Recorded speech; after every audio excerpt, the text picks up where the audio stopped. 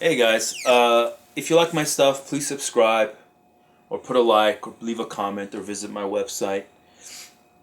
I'm going to talk about Scientology right now, and I'm going to talk about neuro-linguistic programming. And if you study both fields extensively, which I have, what you discover is funny. But most people that I talk to, either they've studied just Scientology for whatever the reasons are, or they've only studied NLP for whatever their reasons are, but they've never really studied. By the way, my attitude is I study everything. I don't care. Doesn't matter to me. I'll study anywhere from surgery to hypnosis to NLP to pharmacology and herbology and homeopathy. They all have their place. Everything has its place. It's just how it's used, how it's understood, and that's really what it's about. Is having a proper framework for you to use all the different pieces. So what's interesting about NLP, I basically studied NLP for a bunch of years because of all the different promises that were made. Now, this is a book called Frame Games, and this is not necessarily a review of this book, but I think it's a cool book as it pertains to frames, understanding frames. If you want to understand frames, this is a great book to use. It has this guy, by the way, Michael Hall, has a bunch of books. The problem with NLP that I find is it lacks a certain kind of spirituality. It has no spiritual foundations. It just kind of floats in this kind of evolution, like the whole kind of idea. And there's some people that do work that aren't what's the word I'm looking for?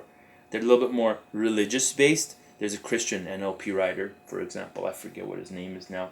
I don't get much out of his work, but some people like his stuff. Anyway, the point is, when I started NLP first, and I learned a lot of stuff, but I could never really use the stuff.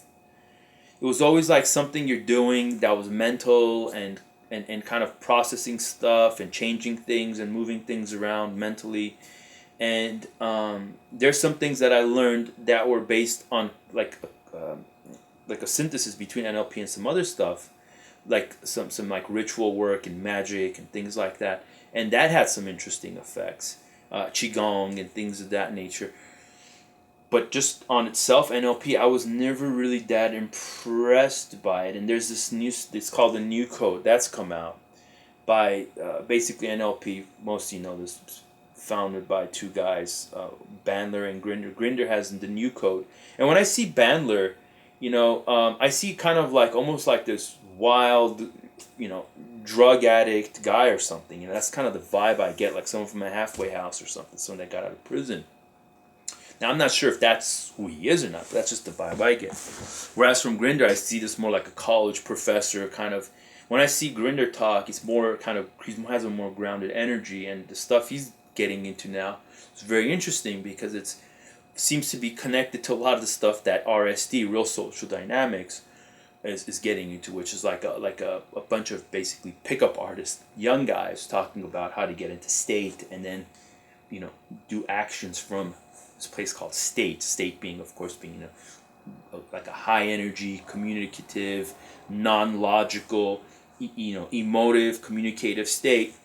So you can basically deal with things. So in this case, it'd be going to a bar and meeting people and hooking up with women. Well, what I'm seeing now, Grinder talk about is essentially the same model, right? But what's interesting is when I started doing NLP a lot on myself, and it was really interesting working with my mind with a lot of the techniques, my anxiety increased more, and I never really got out of, it's like being lost in the jungle and going around in circles without no map. When I started studying the work of L. Ron Hubbard, one of my other videos, I basically stumbled onto one of his books. I'd looked at a couple of his other books before that, but nothing really broke through to me till I got this book called Handbook for the Pre-Clear. And I solved one very specific emotional problems with it with one question. The book asks you these questions, and you confront things in your mind. And it was like I felt cleared up, like something had just lifted off me. It's like it just released. And I said, wait a second, there's something here. So I started studying both worlds, and what's interesting is L. Ron Hubbard thanks this guy named Korzybski, basically the father of the fathers of NLP, which, you know, he came out with this term called the map is not the territory. So the point is, I think it's important to study all of these people and look at what they have to offer. For example, in NLP, you have this term called the as-ifing something. So you can kind of like open up the space so you can think of a new way of doing something. Or, you know, think of, you know, as if you have $1 million. What would that look like, right? And then you go from there. Now in Scientology, you have this term called as-ising. Okay? And what's funny is Michael Hall wrote a book on NLP. I think it was like this whole, well, it wasn't a whole book, but he was basically saying that the word is doesn't exist or something, right? It's like a false kind of a thing. So a lot of interesting ideas back and forth, but I think get all the material, you judge for yourself. I think it's really neat, and I think it's cool because a lot of the other stuff is, a lot of the best stuff that I've ever found, it has never been from school. It's never been from a college class or any kind of, you know, kind of sanctioned, you know, state run or approved by the medical journals or whatever the hell, you know, out there. It's always been like some guy like Michael Hall, wherever that book is, you know, writing his, you know, his stuff. It's right here. You know, writing his stuff with this crappy cover. The material is really cool in here. But what's funny is, by the way, another thing is, you can skip a lot of this stuff if you understand some of the basic stuff in Scientology. I'm telling you, it's really simple stuff. You don't have to belong to any church or be involved in any of that stuff to enjoy the benefits of that technology. It just has a stigma attached to it because of XYZ reasons. But if you can get over that and just look at the material, you will definitely benefit. You know, again, it's a communication and responsibility model, just like this.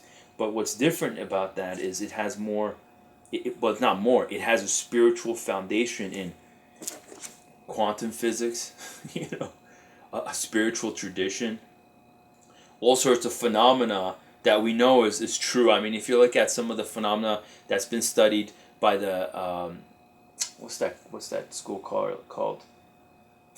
Princeton, Stanford, Arizona State University, and I'll make a video. There's a video I found on it on YouTube that covers some of this stuff. But man, the consciousness can leave the body. It does not need the body. It does all sorts of weird things. Now, if it does need it or not, it's not really that clear exactly because it's hard to know that unless you die or something, right? But all sorts of weird phenomena have been accomplished at long distances that are like non-local. So it's not, you couldn't do it if it's just because it's too far away, okay? And group effects, where consciousness is focused, you know.